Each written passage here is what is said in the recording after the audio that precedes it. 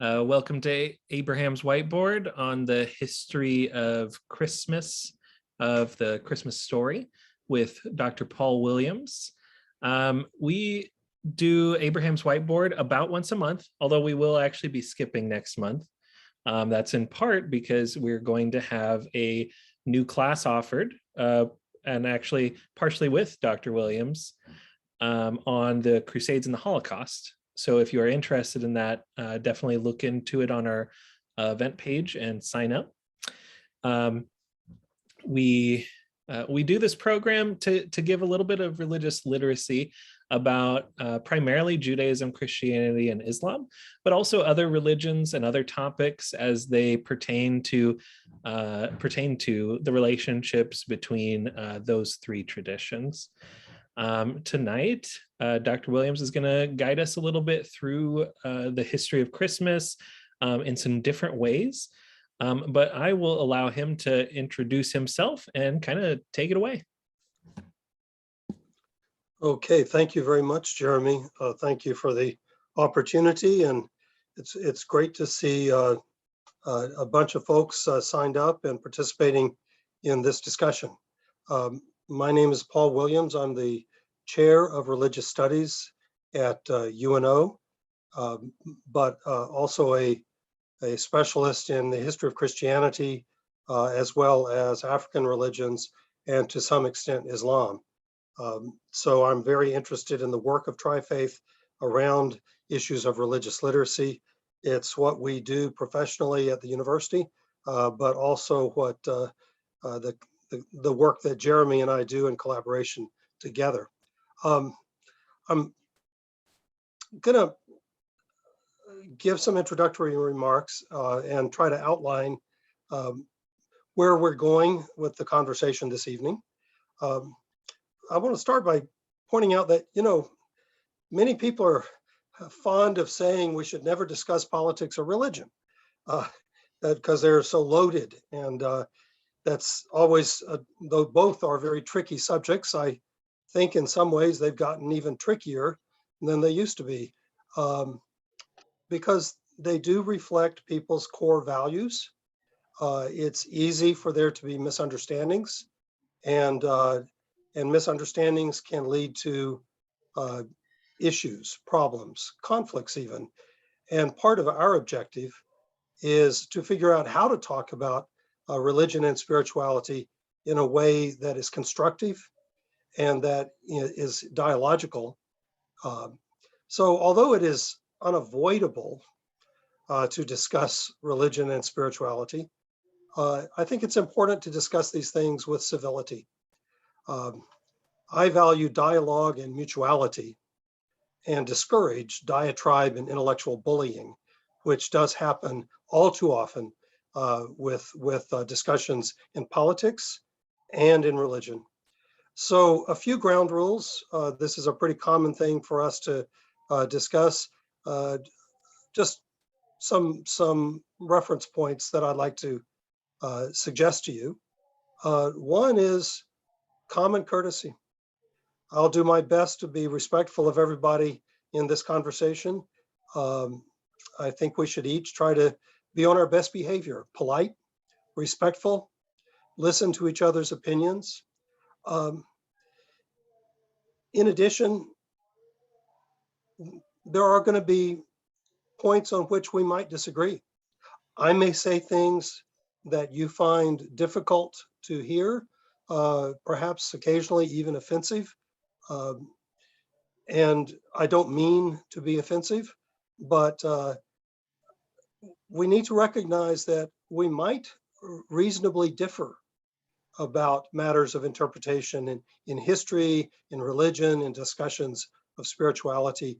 So disagreements are fine, they're acceptable, but we should observe normal courtesy in how we offer differing opinions, and particularly in responding to opinions that we find difficult to hear or to understand. If in fact we disagree about something, I welcome those disagreements, but please share your reasons for the disagreements. Why do you hold an opinion that you hold or perspective that you have. I'll try to share my reasons for the opinions and the interpretations that I offer in this conversation.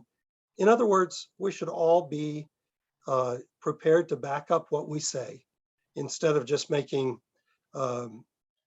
accusations. Finally, something that's important to me, and I think important to dialogue generally, is that ad hominem attacks are unacceptable.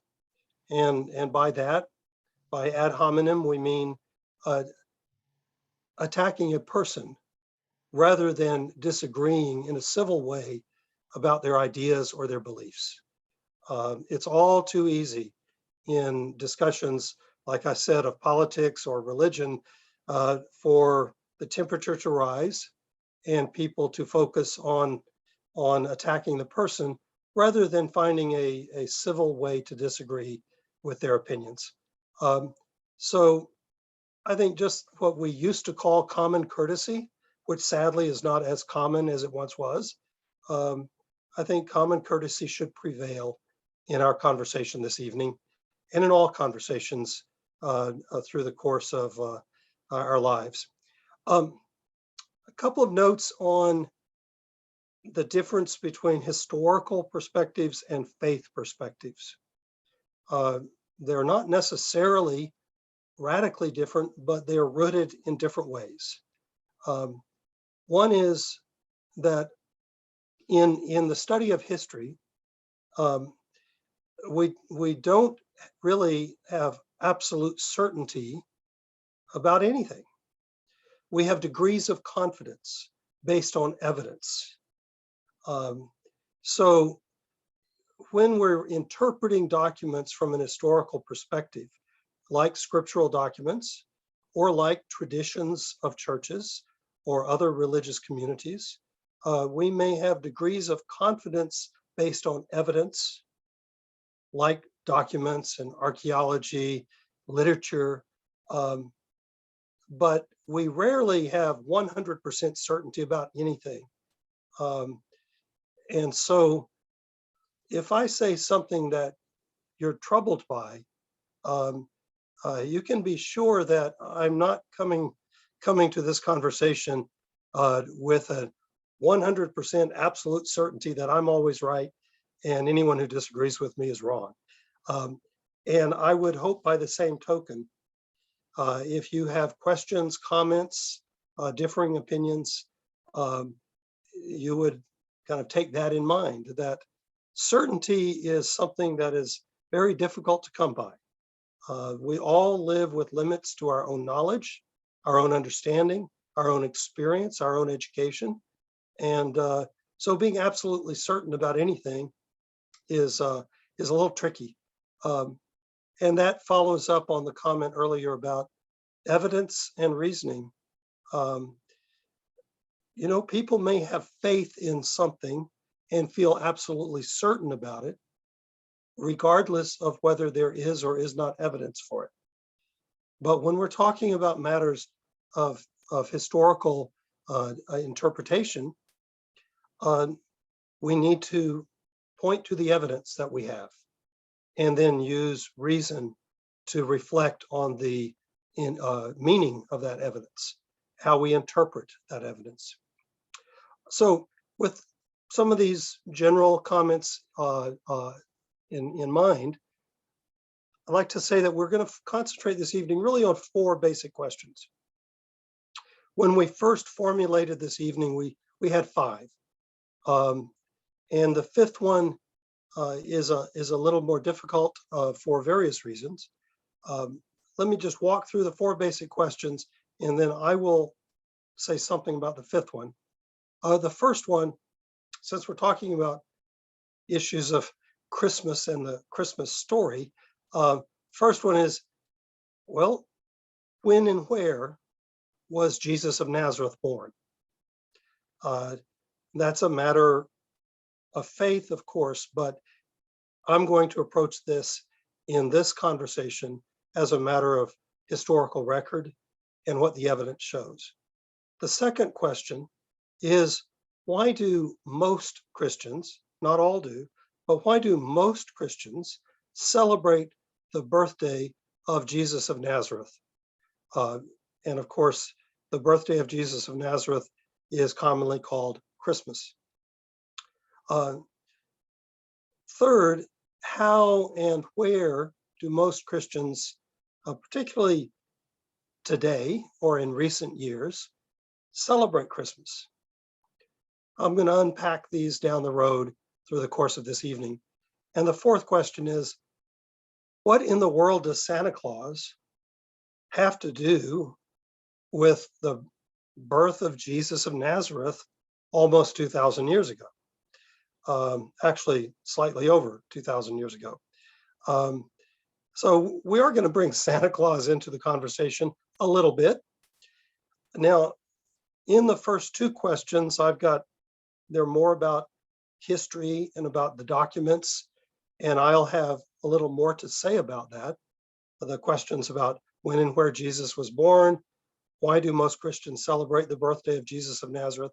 But in the third and fourth questions, I really want you guys to jump in and contribute as much as possible on how do you observe most Christians celebrating Christmas, whether you're Christian or not. This is not a conversation just by Christians for Christians. This is a conversation for all of us, no matter what our faith traditions. And I would be fascinated to know what everybody thinks about Santa Claus and the relationship between Christmas and Santa Claus. That's been a puzzlement to me for many years, both as a scholar and as a person of faith. But the fifth question that we did have in our advertising had to do with Hanukkah. And both in the interest of time, and because this is not really my area of specialization, I'm not going to address that this evening, other than to respond to a fundamental misunderstanding about Hanukkah. Some people have this perception that Hanukkah is like the Jewish Christmas. And I would like to suggest to you that it is not. It has its own story, its own ritual practices, its own community of faith that observe those rituals and tell those stories.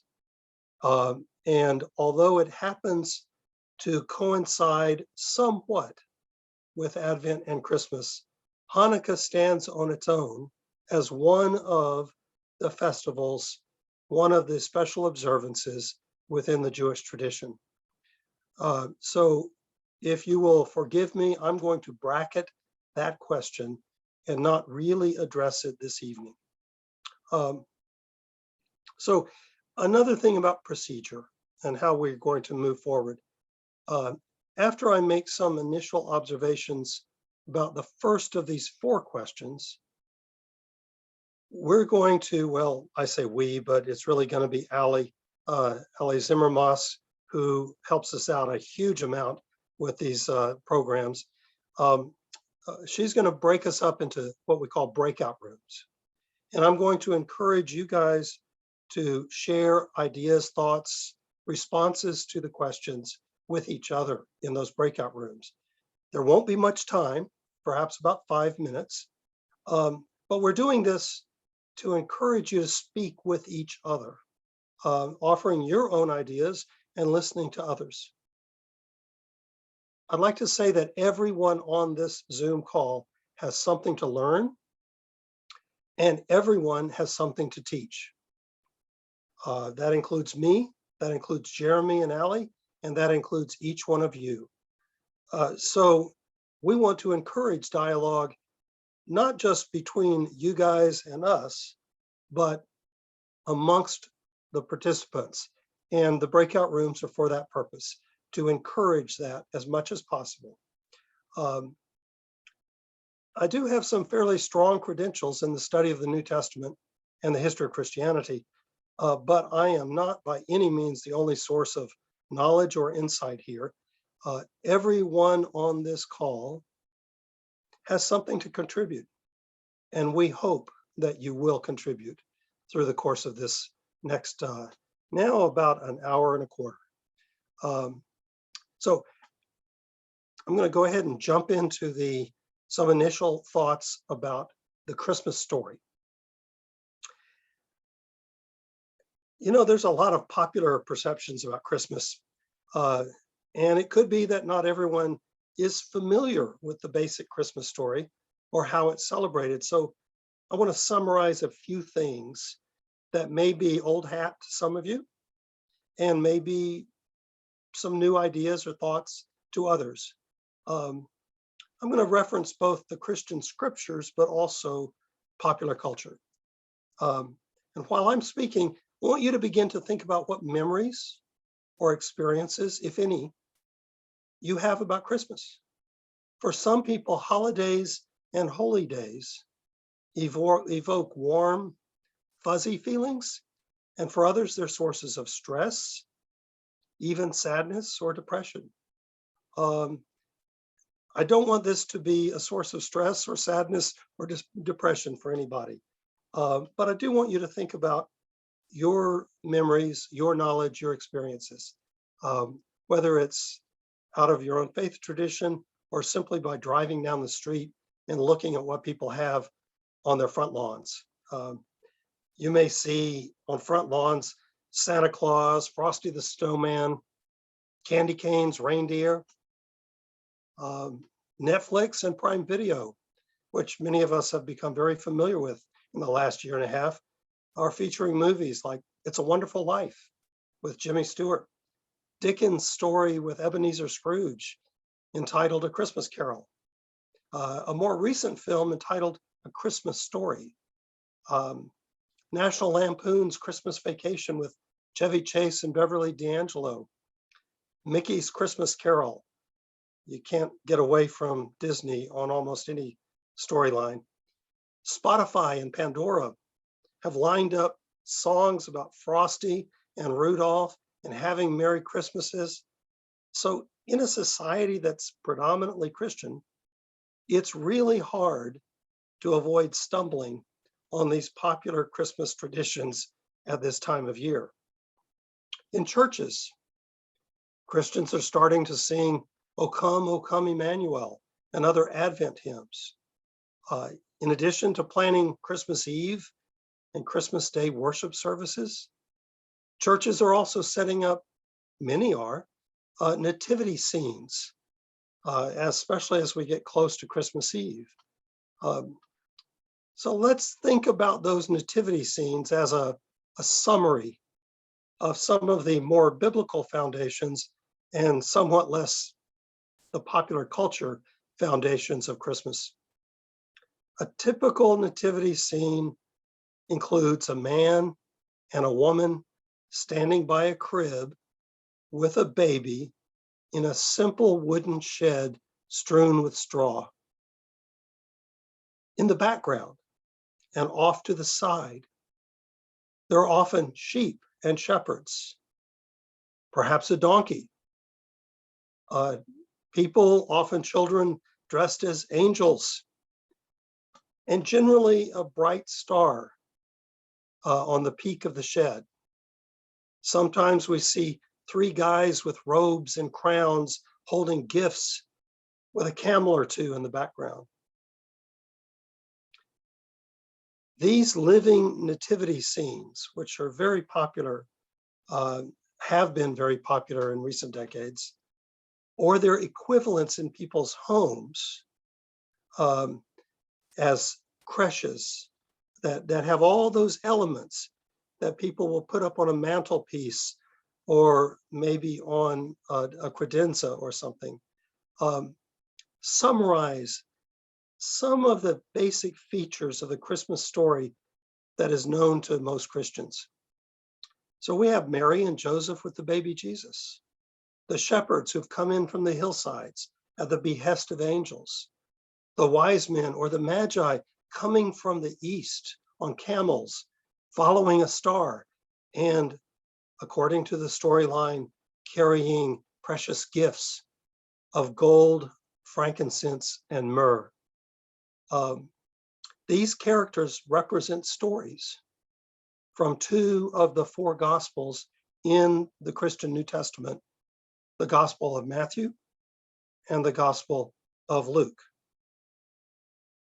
The heart of the story is the birth of the baby Jesus to his virgin mother, Mary, and her fiance, Joseph.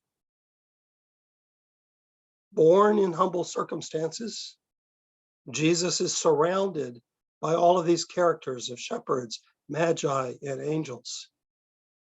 The message is that this baby is both the Messiah, Mashiach, but also, if you translate that into Greek, Christos or Christ. But also to Christians, this is also the Son of God. Now, all of these terms have a deep history and complex interpretations. And Christians don't always agree about them. And Christians, Muslims, and Jews have differing opinions about Jesus of Nazareth and his significance historically and in their faith traditions.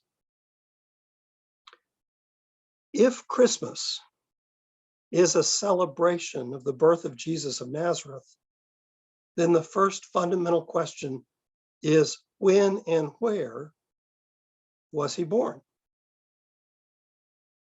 And how do we know that?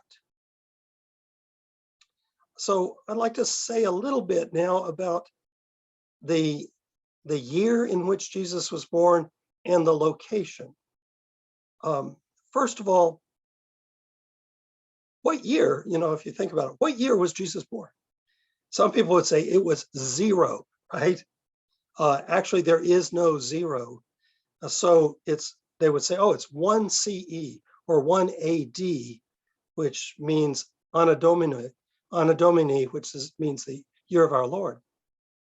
But the reality is Jesus probably was not born in the first year of the AD or CE, as we often say, the common era. Jesus is most likely born in 4 BCE or a few years earlier. Now, I've got a little complicated explanation of that, but the bottom line is, according to the Christian tradition itself, Jesus was born during the reign of Herod the Great. And Roman historical records tell us that Herod the Great died in 4 BCE. So if we reconcile those two facts or those two claims, then Jesus could not have been born after 4 BCE. And if we follow the storyline of the Gospels, it also suggests the possibility that he was born maybe a few years before the death of Herod the Great. So generally, scholars these days estimate, based on these pieces of evidence, that Jesus was born between 4 and 8 BCE, which now would stand about 2025 to 2029 years ago. So the year of Jesus's birth, while not specific, is fairly well known, and it's possible to make a fairly good claim of the probability of when he was born. The question of where he was born, well, let me say, I'm going to bracket the question of the month and day of his birth for the next section. But the question of where he was born is largely based on 3 documents: the Gospel of Matthew, the Gospel of Luke, and the Gospel of John. Those are very interesting documents. They don't talk much about the location of his birth, but Luke and Matthew in particular do tell stories And those stories are that he was born in the town of Bethlehem. In addition to that, John, the Gospel of John, which is a very different kind of gospel in the New Testament, the Gospel of John does indicate that Jesus was born in Bethlehem. So 3 of the 4 Gospels in the New Testament make the claim that Jesus was born in Bethlehem. And although Matthew and Luke are fairly similar in many respects, when it comes to the birth stories, they're quite different. And John doesn't even really talk about Jesus's birth, and it's a very different gospel. So there's a fairly high degree of confidence that Jesus may have been born in the town of Bethlehem roughly 2,025 years ago. As I said, there's no certainty. But on the other hand, the literary evidence that we have, combined with the Roman historical evidence, is fairly persuasive. Now, I'll tell you, I know there are people who say that Jesus was not an historical character. A dear friend of mine, Moshe Gershovich, who is a fine historian, both of Europe and of the Middle East, and I had many conversations over the 15 years that we worked together. And I'll never forget Moshe saying, well, was Jesus even really an historical figure? And we discussed it as friends, as scholars, as people coming out of 2 very different faith traditions. And in the end, I made the case to Moshe that Jesus, whatever else he was an historical individual, a living, breathing person from the 1st century of the Common Era. And in the end, that was one point on which I managed to persuade Moshe, who had his own skepticism about it. He, of course, persuaded me about many things over the course of those years. But I would argue that Jesus was an historical individual, born probably in Bethlehem, and almost certainly between 4 BCE and 8 BCE. So we're going to get into the month and day of his birth in a bit, but I like us to break into breakout rooms, and I'd like you guys to talk to each other and ask yourselves, aside from whether you think I'm full of baloney or not, ask yourselves, if Jesus was an historical individual born in this place and time, why is it that most Christians celebrate his birth? What is the significance of that? Why do Christians need to celebrate the birth of Jesus of Nazareth? The earliest Christian traditions insist that he died at the hand of Pontius Pilate by crucifixion. But for the most part, the early Christian traditions do not seem to be particularly concerned or interested in his birth. The celebration of his birth as Christmas is not in the earliest Christian traditions. So why would Christians celebrate the birth of Jesus as one of the most important moments, arguably one of the 3 most important moments in the Christian calendar? So that's the question I'd like you. So meet a few people, chat about that, say hi, get to know their names. You got 5 minutes if we time ourselves right. All right, here we go. Hopefully this works. You should be getting sorted into breakout rooms in just 1 second.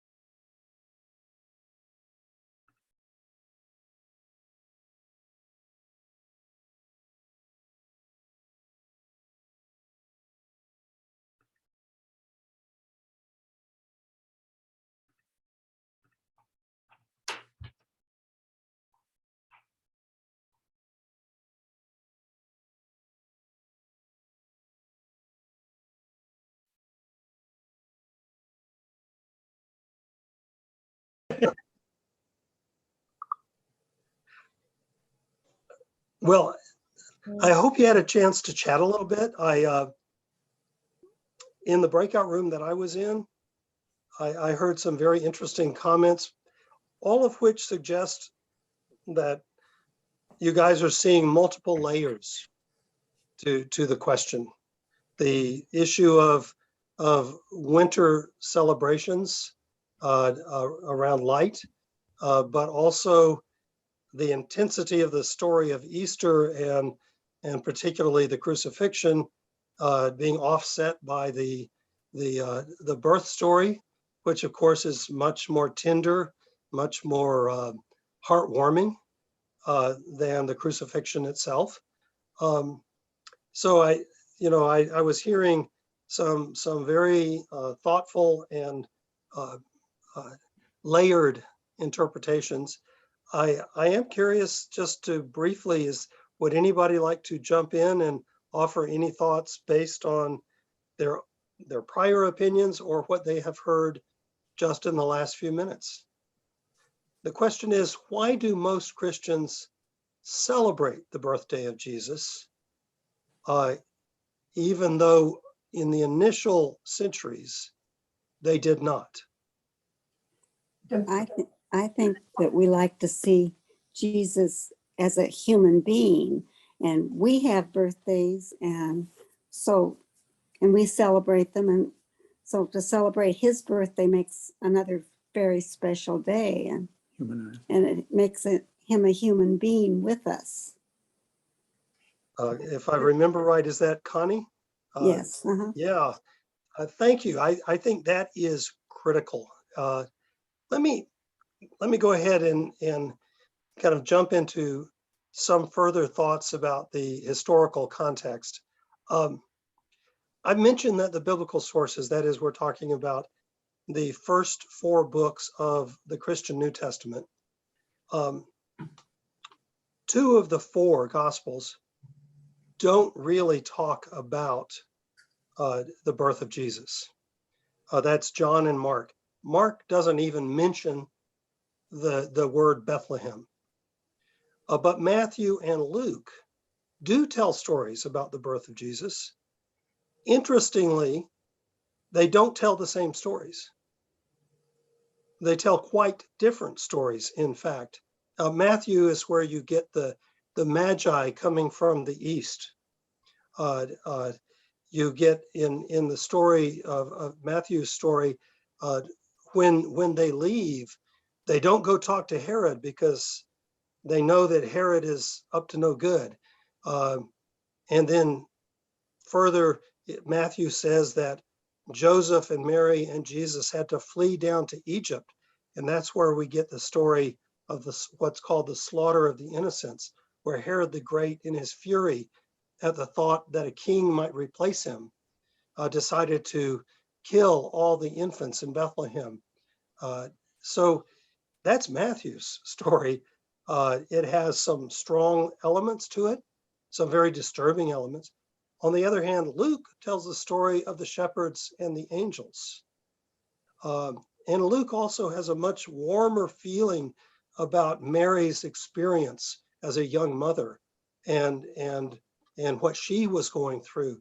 So the tone of both Matthew and Luke's accounts of the birth of Jesus are really quite different. Most of the popular Christian stories about Christmas that you see conflate those two. That's why those nativity scenes have both the shepherds and the wise men. You see that in many of the cartoon accounts of the birth of Jesus, as well as in many nativity scenes and Christmas skits.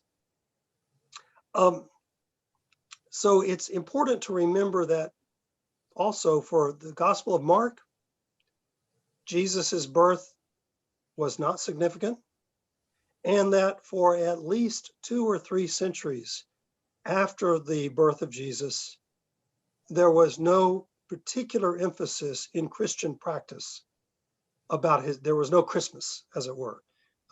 They didn't observe Christmas. The focus of the early Christian calendar really was the death and resurrection of Jesus, and to some extent his baptism, but not his birth. So something happened between the 1st century and basically the 4th century. And by the 4th century, we mean the 300s. Something happened between the 1st and 4th century that caused Christians to begin to emphasize the birth of Jesus. And I think the thoughts that I have heard from you are perfectly legitimate and probably are part of the story. But I'd like to add a couple of theories that have been used to talk about it. Basically, the two key parts of the church calendar that related to this are Christmas and what is called Epiphany, or in some of the Eastern churches, Theophany. Over in the 4th century, the early 4th century, we start to see the Western Latin-speaking church based in Rome using December 25th as the month and year and date of Jesus's birth. And we begin to see in the Eastern churches, January 6th being observed as the nativity or the birth of Jesus. So there's a difference in the Eastern and Western churches. And the two basic theories that I've heard scholars talk about are, one, that Christians appropriated pagan festivals and linked the birth of Jesus to the time period of those pagan festivals as a way to replace pre-Christian pagan practices, that is Roman traditional religious practices, with Christian practices.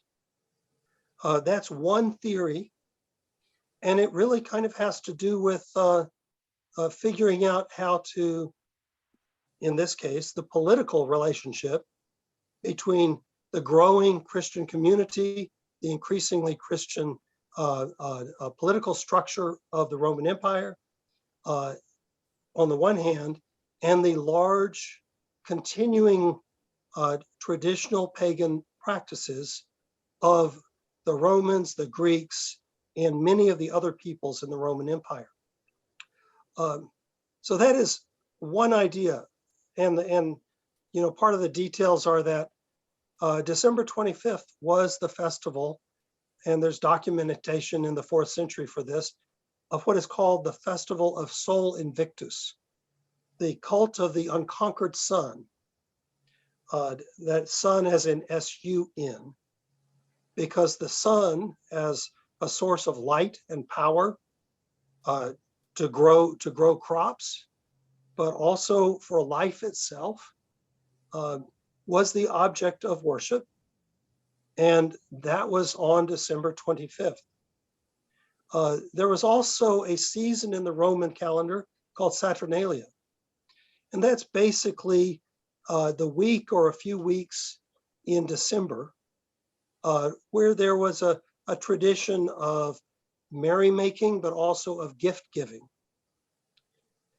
So in the Western Roman Empire, the idea is that perhaps the decision was made to replace these traditional ritual observances, festivals, with an observance that is specifically Christian, and they focused on the birth of Jesus as that festival. That's one theory. Another one is that, and this is called the computation hypothesis. It's a little more technical. I'm not going to go into much detail about it, but basically there were efforts in the 3rd century, the 200s, where Christian theologians, monks, scholars were trying to calculate the date of Jesus's death with the idea that he would have been conceived on the same date. And then once you come to the date of his death or his conception, you add 9 months to that. And the theory is, this is a theory from the late 19th century that some people are promoting today. And the theory is that he died in the springtime, either March 25th or April 6th. And therefore, if he died on that date, he had been conceived on that date. And you add 9 months to that, and you get December 25th in the Western Church and January 6th in the Eastern Church. Now, this is not a theory that I'm promoting. I'm just saying this is one of the two most common explanations for the selection of December 25th in the Western Church or January 6th in the Eastern Church. Personally, I'm slightly more persuaded by the idea that Christians, at least in terms of the PR of the church, that Christians felt the need to replace traditional pagan festivals with a Christian festival. That we see that happening in many parts of the world. We see churches built on top of old Roman temples. So it's not uncommon geographically and temporally to replace either houses of worship or festival times from one religion to the next. That there's a logic to it that makes sense to me. I'm not strongly promoting either of these views. I will suggest to you that there is a more fundamental theological question about why they would start to emphasize the birth of Jesus. And this goes to the fact that in the 2nd and 3rd centuries, there were many people who we would call Gnostic Christians, who believed strongly that Jesus was the Christ, but that he wasn't quite really human. That he was, the term is, this is a view called Docetism, that he appeared to be human, but that it was beneath him to actually appear in bodily form. So he looked like he was human, but he wasn't really. Now, there's much going on with this that I'm sure Jeremy is familiar with and fascinated by, but the emerging Orthodox tradition of Christianity was pushing back against Gnostic interpretations of the Christian tradition and of Jesus himself, and insisting that Jesus was actually a real, living, breathing, fleshly, bodily human being. That's one of the reasons why his death is emphasized so strongly from the beginning. But there were Gnostic Christians who believed that he became the Christ upon his baptism. And if you read the Gospel of Mark, that kind of makes a certain sense. And as a way to emphasize the humanity. And so I really appreciate what Connie had to say, to emphasize the humanity of Jesus of Nazareth. They not only wanted to observe and commemorate his death, but also to recall and celebrate his birth. So there may be kind of political reasons. There may be other interpretations of why they began to celebrate Christmas, celebrate the birth of Jesus. But I think there's this fundamental theological concern about the idea that Jesus was really human. As it says in the Council of Chalcedon, that Jesus as the Christ was both fully human and fully divine. And this is a way of emphasizing the humanity of Jesus as the Christ. So those are just some of my thoughts about the connection between, about why the Christian tradition would have begun to emphasize the birth of Jesus. And I think we can't forget the tradition of Gnostic Christians who were basically de-emphasizing his humanity and highly emphasizing his divinity. And this sort of brought the humanity-divinity balance back into the theological scales. So these are just some thoughts. And in the interest of time, I would like to, Jeremy, do you see anything in the chat that we need to address? I can't track the chat as well. I mean, a few people commenting on how interesting this is, and also Karen mentioning that the replacement of houses of worship reminds her of the story of Hanukkah. Yeah. Yeah, one thing that, the replacement of houses of worship, you could actually see that in Bath, England, for example. An ancient Roman temple that had replaced a Druid worship site later had a church overlaid on it. So you've got three levels, in a sense, archaeologically, of an ancient Druid Celtic worship site replaced by a Roman temple, and then subsequently replaced by a Christian church. So while that may be a new idea to some in this conversation, we have evidence of it in a variety of places. Sacred sites are often sacred sites, whoever's in charge of them. Now this is, let's get into the fun stuff. I mean, I hope this is interesting and useful for everybody in some ways, but let's get into, so how do Christians, and let's don't go back 1,000 years, we don't have time for that. How do Christians celebrate Christmas? And is it really a religious observance, or is it a cultural observance? Is it a holy day or a holiday? And also, where do Christians celebrate Christmas? Mainly in church or at home? Both or neither? And what, if anything, do trees and lights and presents and candy canes and Frosty the Snowman and other traditions have to do with Christmas? So think about the popular traditions, both in the streets of America, but also in people's homes and churches today. And ask yourself and chat with each other about how and where Christians celebrate Christmas in the late 20th and early 21st century. Breakout room time? All right, here we go.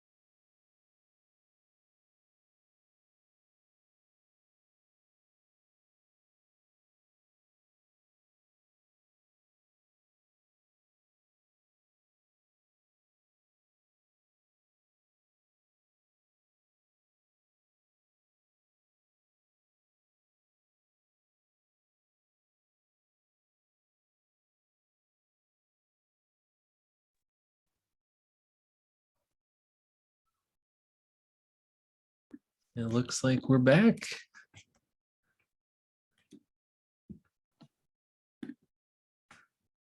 Yeah.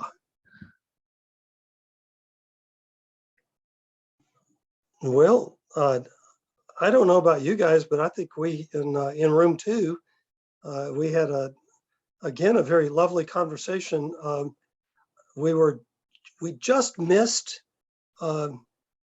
Irene speaking. She got cut off. So Irene, if you would like to say anything at this point, please do.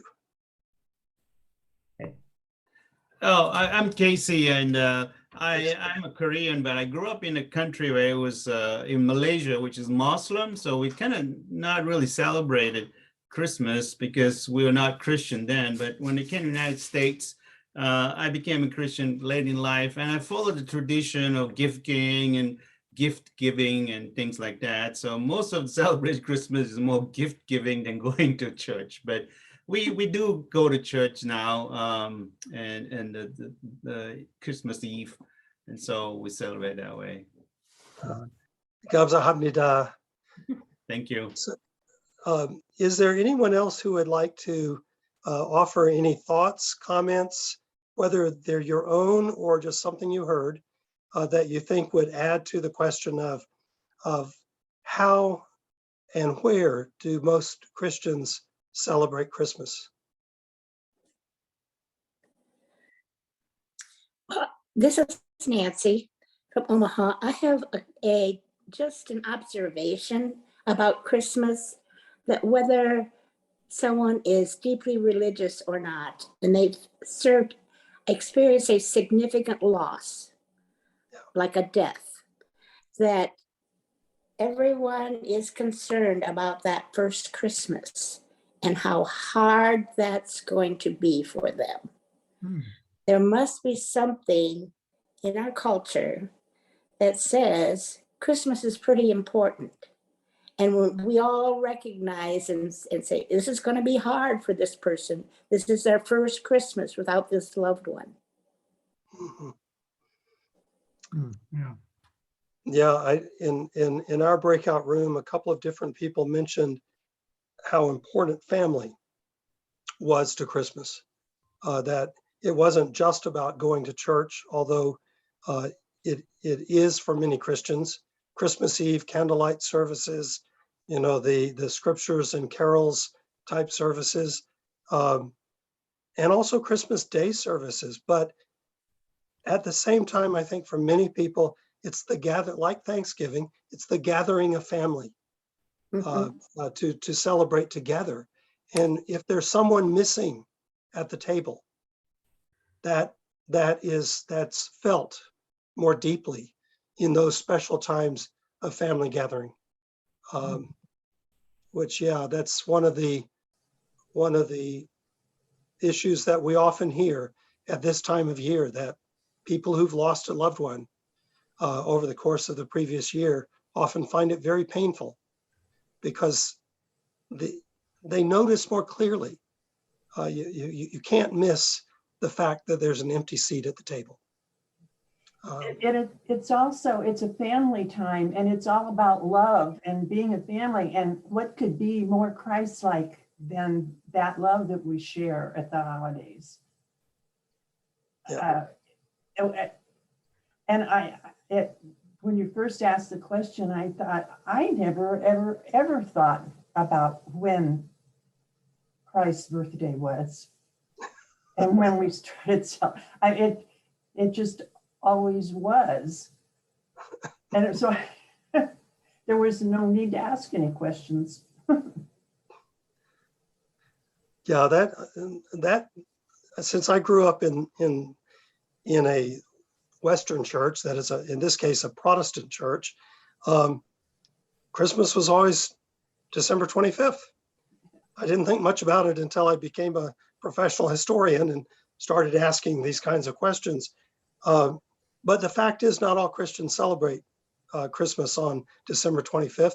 I'll never forget sitting in a restaurant in Yafo, a suburb on the south side of Tel Aviv, an ancient port city, and having, hummus and pita bread and other treats of the region, looked outside and saw a procession of people, including people dressed in red Santa outfits, and a large helium-filled balloon of Santa Claus.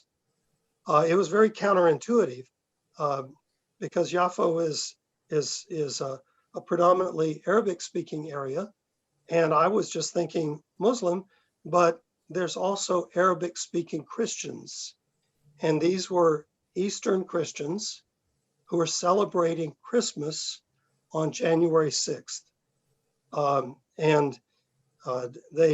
Their procession went by the restaurant and on down the street. But that's burned into my memory that, yeah, we take things for granted based on our own experience. But the more we open our eyes and look at the world around us, we learn new things, and it's fascinating. I'd like to, there are all sorts of pieces to this conversation that that we don't really have time for, but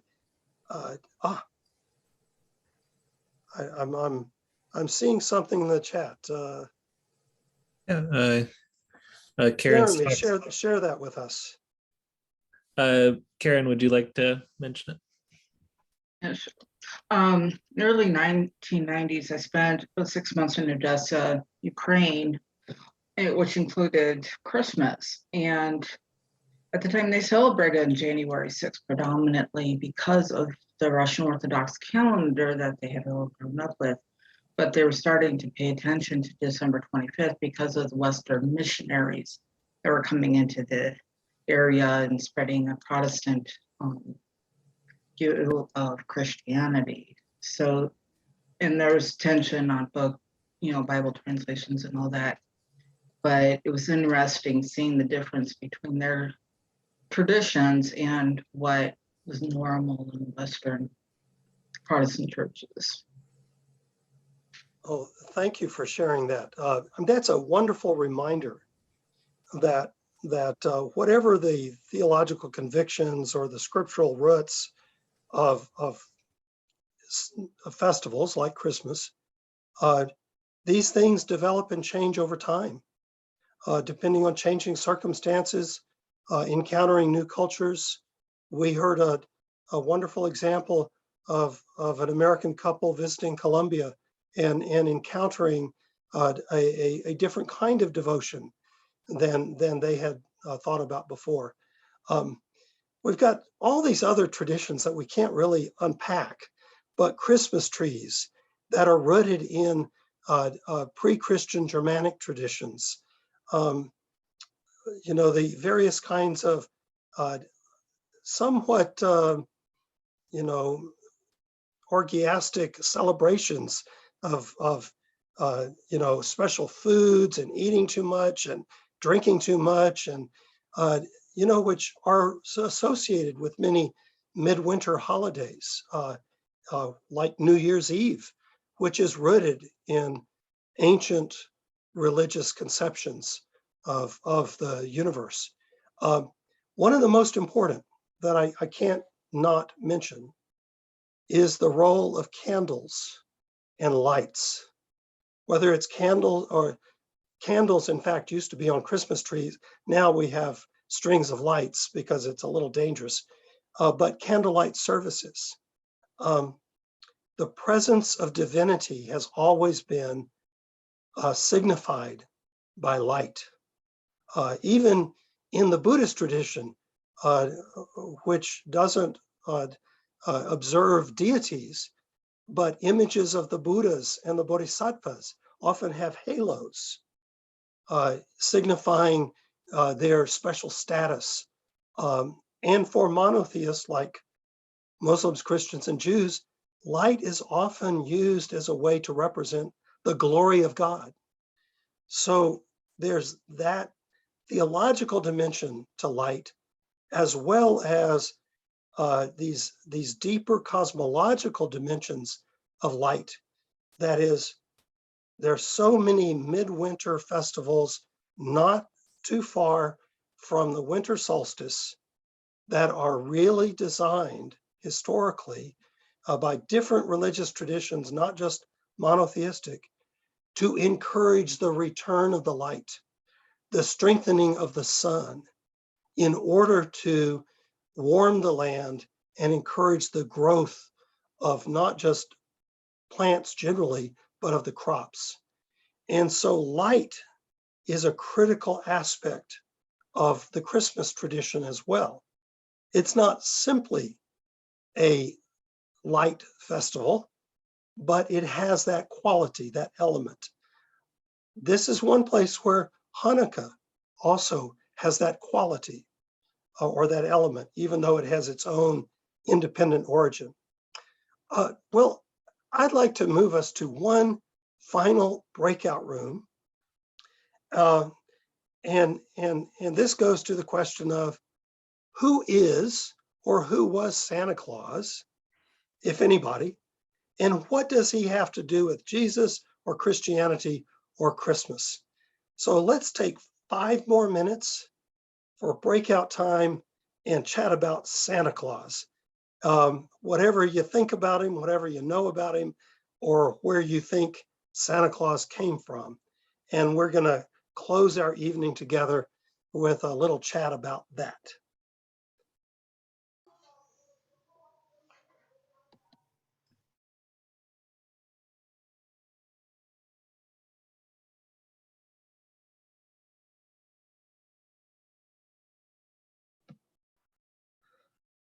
Wow, this evening has gone quick. Who is or was Santa Claus?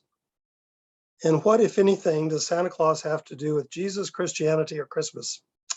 I'll give you just a few thoughts that to place Santa Claus in a bit of an historical context. And I'm still delighted and puzzling over some of the questions or comments in the breakout room. But first of all, there does seem to be an historical connection between our modern notion of Santa Claus, however tenuous it is, but an historical connection with an ancient bishop named Saint Nicholas of Myra. And this was in a region that is now part of Turkey in the late 3rd, early 4th century. And this bishop was famous for his generosity. One of the stories about him is that when he knew of 3 young women who, because of the poverty in their family, might be forced into prostitution, he provided dowries for all 3 of them to protect them from that outcome. And so this notion of generosity and of gift giving is linked to this historical figure of Saint Nicholas of Myra. Now, from that period, jumping forward 1,000 years, there was a figure in English folk tradition of Father Christmas, a figure who was jolly, liked to party, but also was generous with gifts.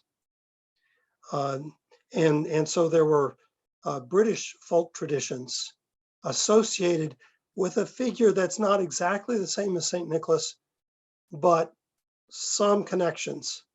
Our notion of Santa Claus is more directly connected to the Dutch tradition of Sinterklaas. Sinterklaas is based on the Dutch pronunciation of Saint Nicholas. And we forget, many people in the United States forget how important Dutch immigration, particularly remember New York, was originally called New Amsterdam. And so the tradition of Sinterklaas came into North America from Dutch immigrants. And it is from the name Sinterklaas that we get the name Santa Claus. I think probably at its heart, if we want to see the sort of the most generous interpretations of this figure of Santa Claus, it is about generosity. One of the participants in the group, Chris, offered a delightful game theory of Santa Claus, that celebrating Christmas with the figure of Santa Claus is a way to train children in learning how to receive gifts, but also learning how to give gifts.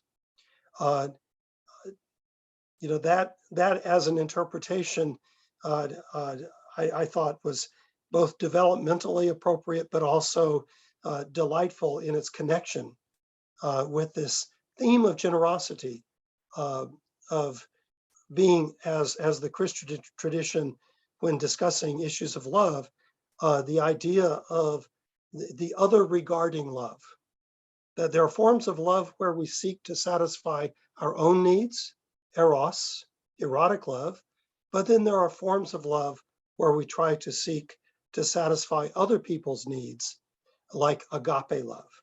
And so somehow that was not in my notes, but it sort of comes together in my mind with this game theory of Santa Claus. Now we're right down to the wire. I want to respect everybody's time. And first of all, ask Jeremy where we are. Do you have any thoughts, comments, questions? Do we want to entertain some further comments from other participants in the conversation? I mean, I'll start with if anyone has any questions, you know, please feel free to do so. I have a couple thoughts if we have extra time, but also check out the links in the chat. We have one link that is for our annual impact evaluation. So that's our evaluation that kind of looks at Tri-Faith as a whole for the whole year. If you haven't taken that already, we really appreciate it. And then the other link is actually a link to register for our Abrahamic Religions and Dialogue course that myself and Dr. Williams and another person or two will be supporting if you are interested in learning about the Crusades and the Holocaust. So does anyone have any particular questions or comments related to anything tonight? Let me just clarify about the January course on Abrahamic Religions and Dialogue. It's not primarily a review of the history of the Crusades or the Holocaust. It's about how the Crusades and the experience of Holocaust affected interfaith relations. Because there's simply not going to be enough time to do a proper history of either one. Right. But we're interested in how they affected interfaith relations, both positively and in some ways, many sad ways, negatively. Mm-hmm. Paul, I thought, getting back to the question of the calendar, was it not Constantine who established the calendar of the contemporary era?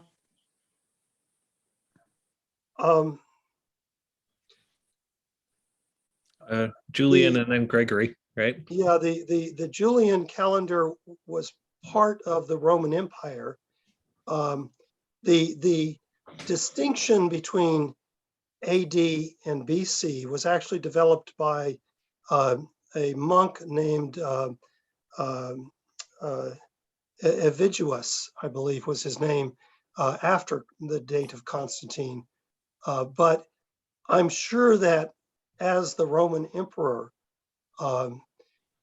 Constantine had some direct impact on the calendar in the sense of the specification of Sunday as the day of worship for the empire, because it was sacred both to the cult of the unconquered sun, Sol Invictus, but also sacred to the growing Christian world.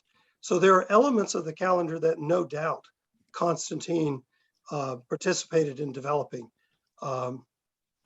But beyond that, I'm not sure, Mark. That's the development of the calendar is fascinating but complex study in its own right. So okay. You very well may be right. but beyond the observations I've just made, I'm not really prepared to comment knowledgeably, at least. I guess I could just comment, but Yeah. anybody else want to jump in our last couple of minutes? I'd just like to make the comment that I enjoyed the format tonight. You gave us some information, we broke out, heard other people's reactions and some other thoughts from many different perspectives, and then came back and learned a little bit more. And I enjoyed the interaction. Thank you, Jean. That is precisely what we've been going for. We've been listening to feedback, both from you and from Mark and others. And we appreciate the feedback. So I'm sure that Jeremy and Ali are making note of that comment. Thank you. Yeah, and if you have any other particular comments, suggestions, I know that our survey tonight is the annual impact evaluation, but if it's about tonight's program, feel free to email either Dr. Williams or myself, and we'd be happy to integrate feedback as we can. I want to thank everyone for coming tonight. You will receive a recording and some of these links in your email, probably either tomorrow or Monday. Thank you again, and I would love to see you next time.